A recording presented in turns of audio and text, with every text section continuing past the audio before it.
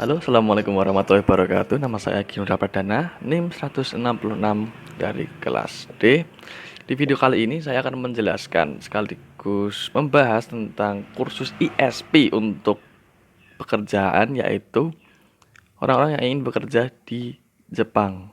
Nah, di sini mereka pertama-tama apa aja sih needs ataupun likes dan juga wants dari orang-orang yang ingin bekerja di Jepang, khususnya yang ikut di kelas kursus seperti LPK. Untuk apa mereka mempelajari bahasa Inggris? Mereka mempelajari bahasa Inggris untuk menjadi bahasa kedua secondary language daripada bahasa yang akan mereka gunakan di Jepang nanti, yaitu bahasa Jepang. Jadi karena bahasa Inggris itu bahasa yang universal atau mungkin bisa dipakai di segala negara, jadi selain belajar bahasa Jepang, mereka juga perlu belajar bahasa Inggris karena selain bahasa Jepang nanti yang mereka gunakan, mereka juga bisa menggunakan bahasa Inggris tersebut untuk berkomunikasi apabila mereka kesulitan dalam bahasa Jepang atau bertemu dengan orang-orang asing di Jepang nantinya.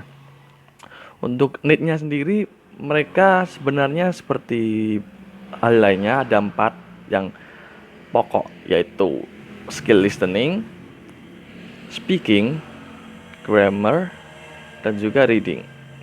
Tapi untuk yang paling pokok sendiri, itu ada di speaking dan juga listening. Karena apa? Karena mereka akan menggunakan dua skill tersebut untuk berkomunikasi secara langsung.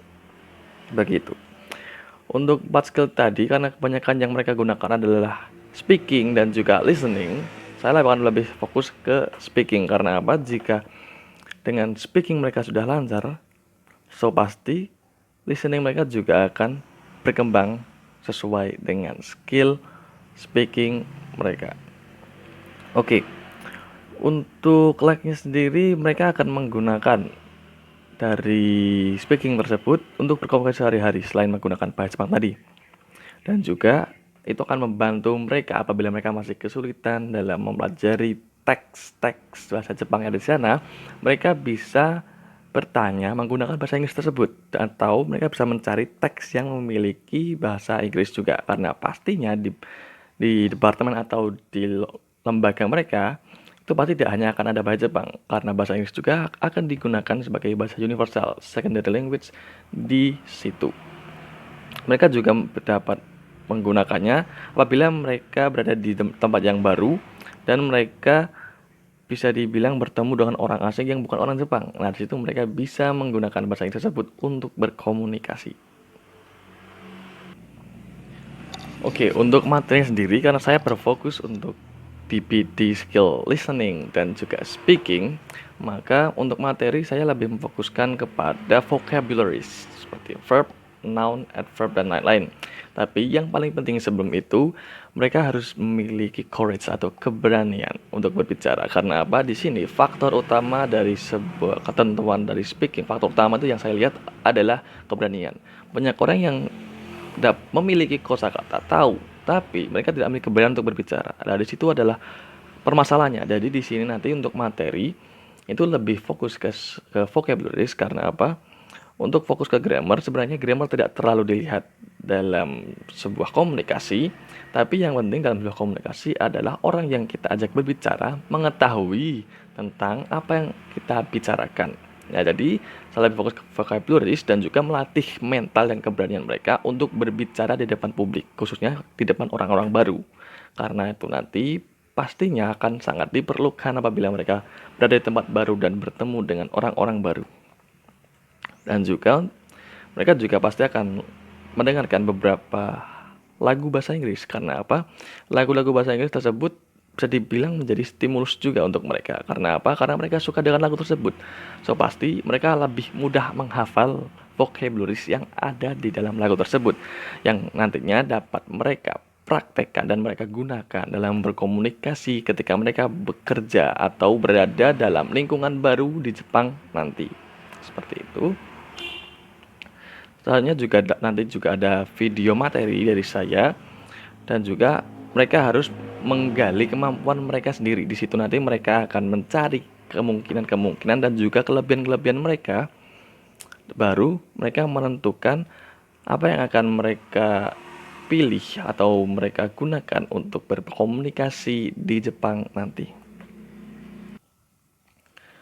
Oke, untuk metode sendiri saya akan menggunakan metode daring karena di dalam kondisi yang saat ini terjadi, karena akan menggunakan daring yang mana saya akan memberikan beberapa vocabularies yang saya akan suruh mereka hafalkan, dan juga saya akan menyuruh para pelajar tersebut untuk mendengarkan lagu-lagu yang mereka sukai lalu menjelaskannya kepada saya dalam bentuk video atau presentasi atau dalam Google Meet yang pastinya dalam bahasa Inggris. Karena apa? Karena itu juga akan membiasakan mereka untuk menggunakan bahasa Inggris dalam berkomunikasi nantinya. Jadi setelah mereka belajar vocabulary, menghafalkan, baru mereka mempraktekkan. Dan setelah itu saya akan menyuruh mereka untuk berkomunikasi satu sama lain menggunakan bahasa Inggris. Di mana itu nanti juga akan membuat mereka terbiasa apabila mereka menggunakan bahasa Inggris setiap hari ataupun ketika berbicara ataupun yang mereka dengarkan adalah bahasa Inggris, mereka akan lebih mudah terserap karena itu adalah behavior, karena itu adalah kebiasaan. Jadi bukan paksaan. Lama-kelamaan apa yang mereka dengarkan mereka akan terbiasa dan juga hafal di luar kepala. Dan itu bisa mereka gunakan nantinya ketika berkomunikasi. Dan juga yang terakhir, untuk kendala yang paling besar tadi adalah membangun kekuatan atau kepercayaan diri ketika mereka berada di lingkungan baru. Ketika di Jepang nantinya, selain bahasa Jepang, mereka kan akan menggunakan itu untuk berkomunikasi dengan orang asing.